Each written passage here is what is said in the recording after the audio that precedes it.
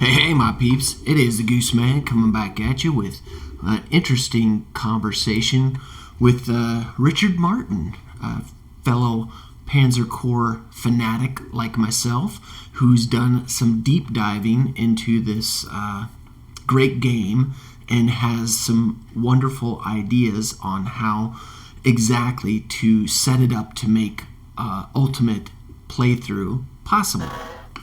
All right. Here, we're just Goose and I chilling out. We have a Right. Discord channel as well. I don't know what we'll do with it, but for the two of us, it's fine. Yeah, this is the Discord channel that we're connected to. He has a Panzer Corps, I don't know, site? Yeah, it's a server. Actually, you could even put in the description below a link to the server, and it's good for like 24 hours. And of course, after the 24 hours, if they are interested, they can send you a message or something like, "Hey, can I have an invite to the server?" Okay. So it's not a big deal. So if anyone was interested in joining, just send a message. Okay, how do I copy this server site? Maybe I have to do it.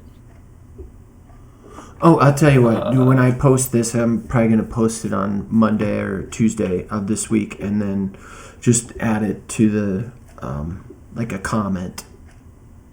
Invite people. If you right click on the server symbol, there's an invite people option. Do you see that? Add a server. No, click on the Panzer Corps server. Okay. And then I click on the symbol, the picture, and you'll see invite people. Oh, okay. And that will give you this like 1 day link that you can share with anybody. Okay, I'll post that when I upload it. And it says hidden, use copy button, and then I'll copy it. Okay, that makes sense. And later, it doesn't matter if they make it in the 24 hours. If like a week later, someone's like, I want to join, you can just send them a link later. It's not a big deal. Yeah. Rock and roll. All right, so you were going over my PowerPoint. I think I found the power slide you're talking about, PowerPoint. It's called Core Composition. Yeah, and it starts in the Luftwaffe. Yeah.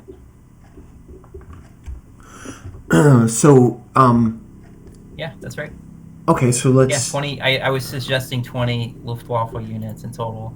Yeah, so what I did is I pulled up my corps that I started with in 1940 when I started my playthrough with what I had, and I have 8 infantry, but I sold... Share my screen? Yeah. Let me share my screen. That will make it much better for the audience. Oh, I just dropped my microphone. Ouchie. Give me a sec, Goose. Yep. My microphone just fell.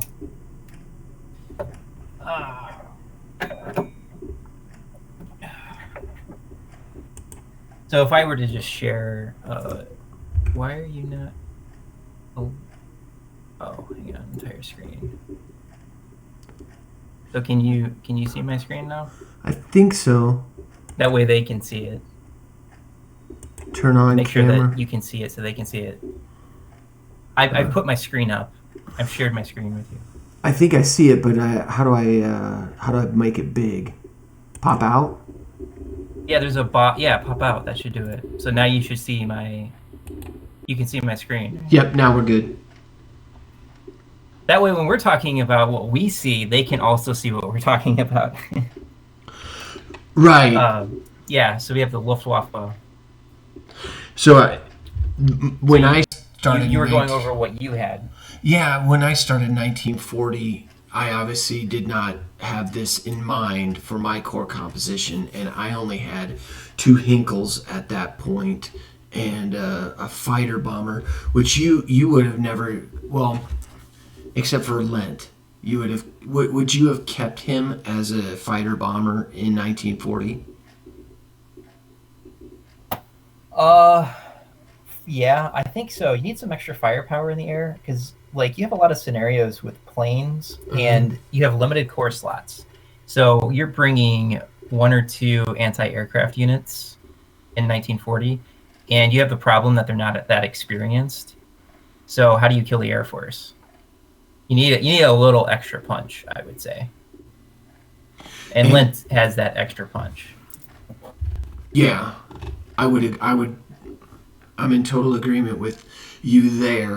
So, but you have it, so you just buy one extra fighter unit, and the rest you just kind of use the units as they go.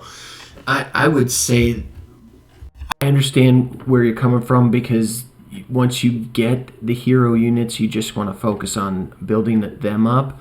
But since I don't, I avoid doing the save scumming to get the best heroes, I would advise buying two and keeping the best of the two. I had one that got, actually I built up three. I had one that got a +1 attack, one that got an initiative. I don't save scum for the fighters, but I probably should. I did for the anti-tank in the 88s, and some artillery. One of the things that we should. Well, here's the thing that's really funny. If you watch Soren play, he's extremely, absurdly, unbelievably lucky with his artillery heroes. Yeah, he is. It's just not the norm. I'm actually legitimately curious what Soren would do if he actually got a normal distribution of heroes on his artillery, because he cannot stand spotting heroes or like defense heroes. And if you look at his strategies, he has to have those heroes. Yes. Like he has movement and range on like Wolfram or something, right? Or he's got 2 range or movement and range on this other artillery. His strategies will be a problem if you don't have those heroes. And that's how delicate it is. And that's what I've found is I played through Yakovlevo, and I tried to match a lot of what he pulled off. But I don't have the heroes. I don't have the hero distribution, and so I also don't have the same buildup of experience on my units. This is actually a great time to talk about one of the differences. So you remember how I told you the Field Marshal effect is the most scary thing about Ultimate Mode? And the reason is, if you don't get the 4th star by 43, it is harder. So when I originally built my plan for how to do Ultimate Mode, it was, how do I distribute the experience as evenly as possible across as many units as possible and elevate as many of them as possible? Because if you concentrate too much on the hero units, you're making your core weaker. And if you're going into 43 and your units are not balanced, you're not going to be successful. It's just, you can't do it. Well, what stinks is that you get Allenberger and Suckus with like 150 prestige or experience or something insanely low like that. So I'm fighting with 1 star in 43, which so this is why it's like really, really important that even your starting infantry get lots of love as early as possible, and you have to balance when do you deploy hero units and when you don't. This is something nobody I think I'm the first person to have really figured this out, that you do not have to use Oladir most of the time. You don't have to. You should use Wernsberger because you get him so late, and you need to get him. You need to get him strong as fast as possible. Pine, you're going to be using all the time because you get him so late. There might be a time in 45 you can drop them off, but Oladir and Kesha and all those guys, they're going to get their kills. They get kills breathing. Well, it's funny. It's not even hard. When you had comments on my units, and how you commented how the infantry that I had in Poznan didn't hardly get used in 40, I'm looking at all my units that I imported into 40, and all of them, I have most of them either at or near 1 star. That I don't have a single one of them at 2 stars. Oh, so you imported in 1940? So that was a problem. So the thing about Ultimate Mode is it's unforgiving. So you have to delicately build up the core in what I think is a very precise way. Like if you notice, when I finished Wizgarad, all of my infantry units were almost at 1 star, and obviously after Modlin they were at 1 star, and that makes a big difference. And then you can push for the 2nd star after Modlin. Well, you didn't post your Modlin playthrough. I don't have anything to add. But the point is, and I did this without elite replacements. So, because you need to save your prestige.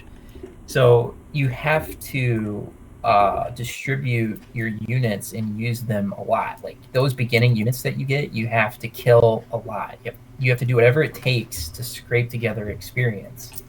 And it's the same thing with the anti-tank. There are lots of ways to use the anti-tank and get experience. I mean, you should easily clear like 130 or 140 kills with your anti-tank.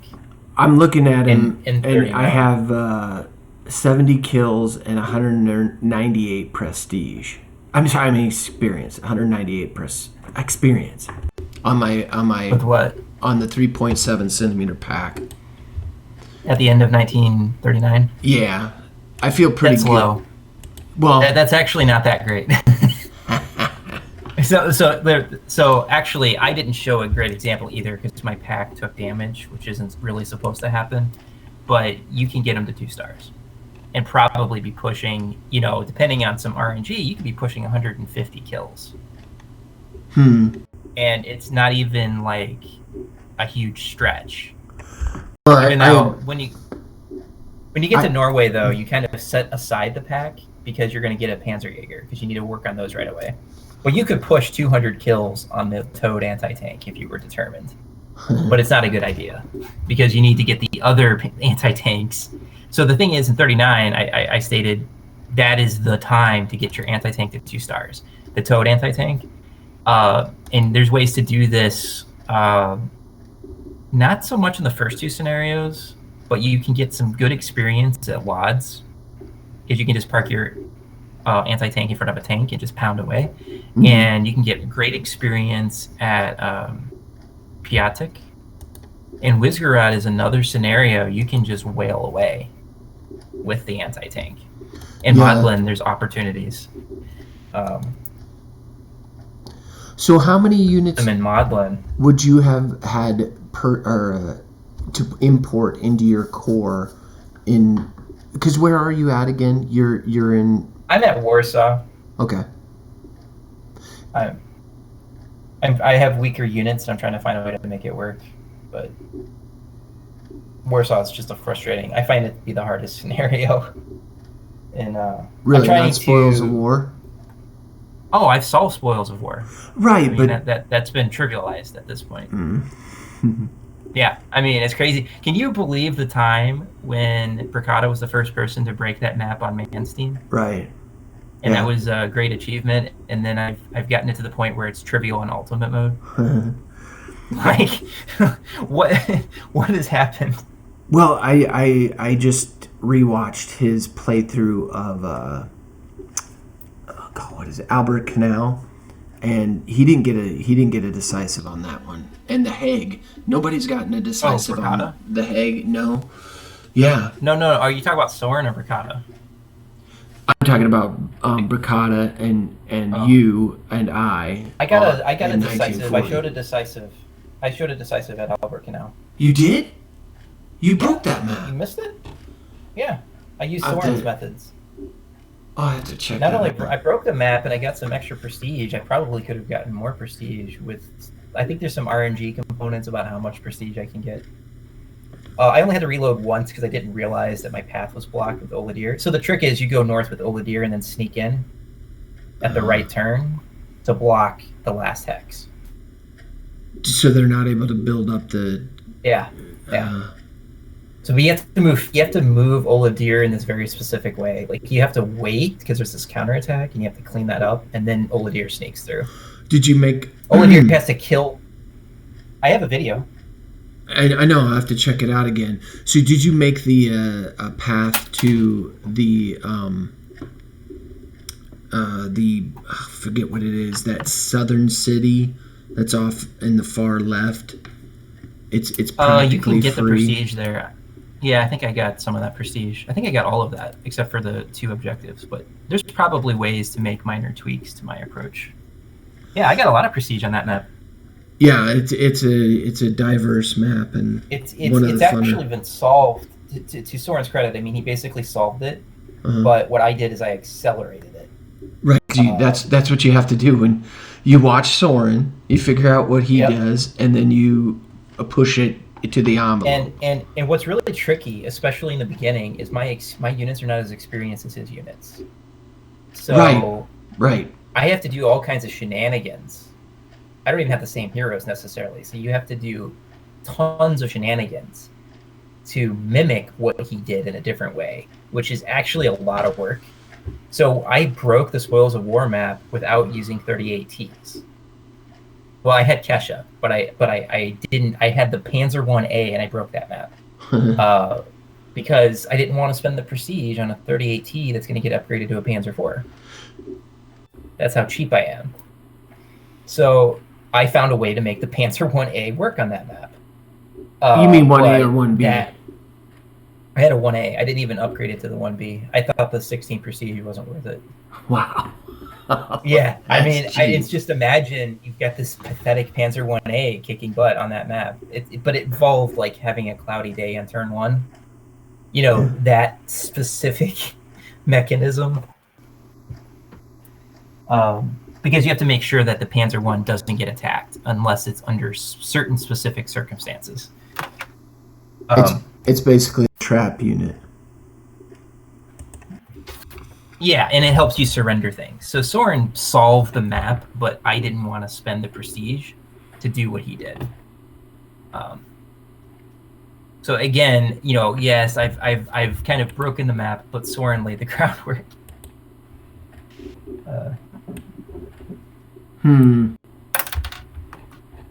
So you want to keep talking about the Luftwaffe?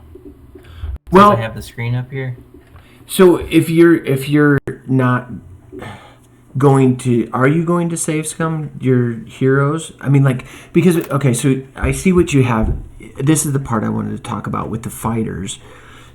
You have 4 hero fighters and 1 given, and you buy 1, but you do not get a hero unit until 1940. Yeah. In Sedan. So it's like you think 2 fighters is enough to fly through 39 and part of 40? Yeah, I've proven it. I mean, Soren's proven it. I just think You know what your problem is? You're dismissing anti-aircraft. Yeah. So okay, so here's what the problem is when I think about why don't people use more anti-aircraft guns. It's because you have to be brilliant to use them, because you have to know and remember exactly when the fighters will spawn and what the priority target is, and you have to previous moves before position your units so that they are able to move into the correct defensive trap on the time that the fighters attack. These traps I don't necessarily think of. Some of them I do, but Soren does. His memory is unbelievable. Yeah. He's got a photographic memory. I have an excellent memory. I can play 30 move end games with remarkable accuracy, but there's too many moving parts for me in Panzer Corps. Like there's a lot. Like especially with chess, I can see everything. But with Panzer Corps, we have Fog of War implemented. It would be much, much easier for me if Fog of War wasn't implemented. You can play that way. So, yeah, but I mean, I think people don't like seeing it that way. No, I don't. I think it looks a lot more exciting if Fog of War is implemented. But Soren doesn't have this problem. He plays through a couple times, and he remembers. He knows the triggers. He knows the hexes that they spawn on. I mean, if you watch him play, like he go on this hex, there will be something that spawns here. And if you know all that, then you just have to backwards solve where you put your units before you put the units. Right. So once you have all that down, the AA is the reason why you don't need more than what you have. So 2 fighters and you have Helmet Lens, who's really good. So you're going to have an 88 gun that should be 2 stars at that point, and you're going to have another 88 that's at least 1 star. 2 stars in 39. You should have 188 that is 1 star by the end of 39. That should be super easy. Yeah. Like that should be that's not even hard. You should have a little experience on a 7-1. When do you buy that? Well, I was thinking maybe there's room for an anti-aircraft at Spoils of War. You could get a 10-6, but I'm not sure about that. I'd have to look at what I did. Maybe there isn't room. It's pretty delicate. But you would buy that Lillehammer. No later than Lillehammer you would buy it. Because you're going to need to take out that British fighter that's the Hurricane, I think. Or it's a Spitfire. It's really nasty. You need some help. You need to set up a trap. My greatest problem with getting the mobile A is utilizing them once the Air Force is done. It's like there's it's a dead unit.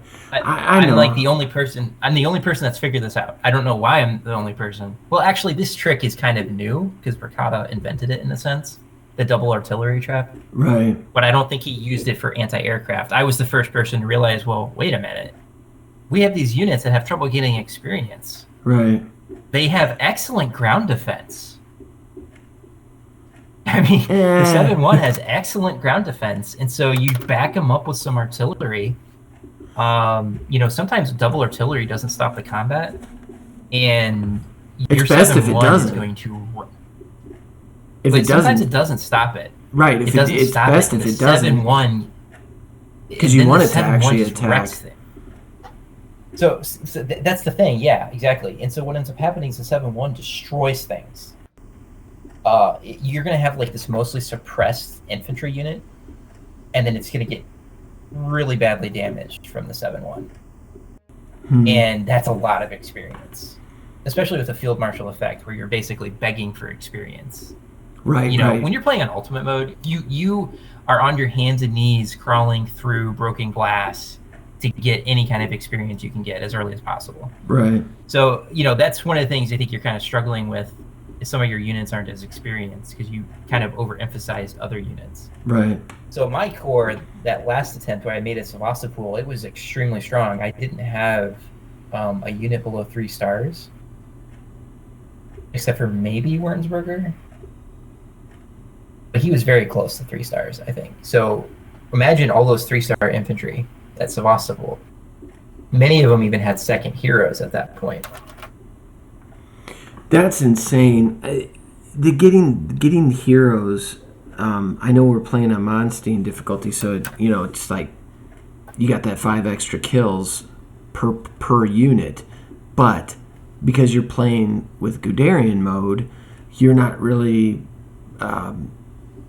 getting the kills like if you're just playing straight Manstein. Because if you're playing just straight, you got all the time in the world to farm and crap like that. So that's why you have to be very, very. You have to follow Soren's methods. You have to be extremely aggressive, unapologetically aggressive.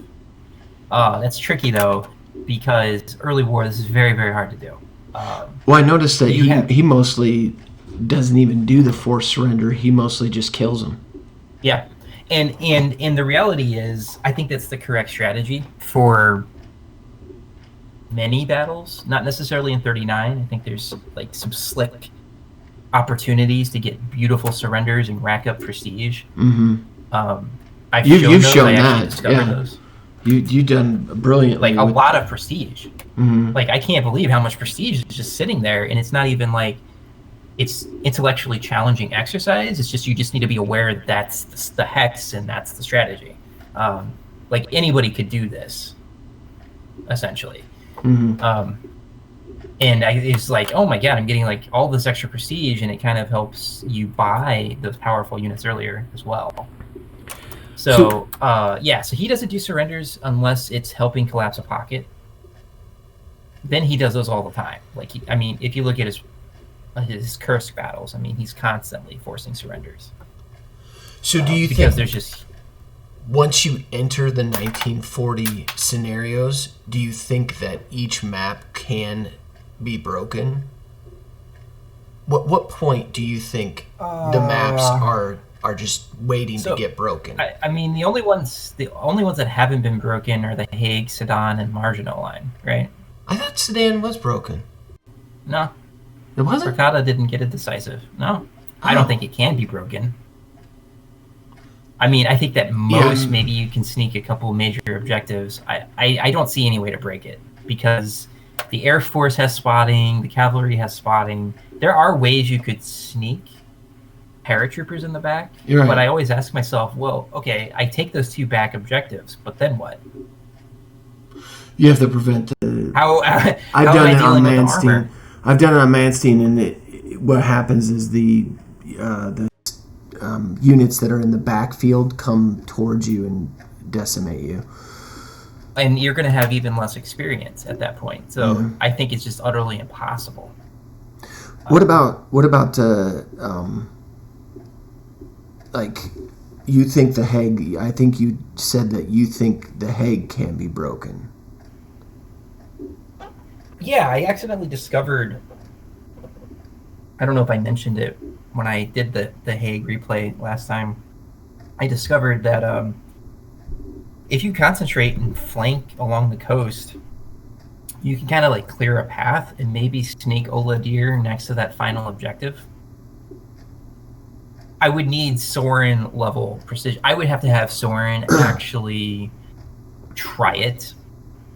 You would have to be hitting like peak efficiency with deployment and execution, which is not something I'm not at Soren's level.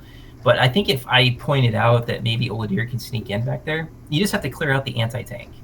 Do you see Soren giving Ultimate a try at some point? He's going to be so busy with Manstein. I don't know. I mean, he clearly loves the game. He might. But, I mean, he's doing plenty. You know, I mean, he's breaking maps in new ways. He's gotten more creative because he's had to. Right. But now he's going in with there's a very narrow path. But I think on the Hague there is a very narrow path because you just need to kill that anti-tank and then sneak Oladir up. Probably take an artillery shot.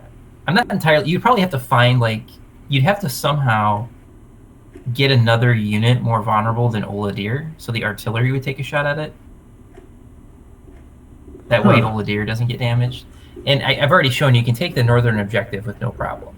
So, the number of objectives isn't that many. It's just that the Hague is got a lot of units between us. Right. So you gotta outflank that somehow. I think there might be a very, very narrow specific way to do it. But I found Oladir closed on it on the final turn. And keep in mind, I didn't even intend for that to be a part of my plan. It is the most difficult map that I played through when I played through those maps, but I wasn't thinking when I started Ultimate Mode. I wasn't even thinking that breaking maps was possible. So yeah, I remember my first pathetic attempts. Brigada kind of showed the way.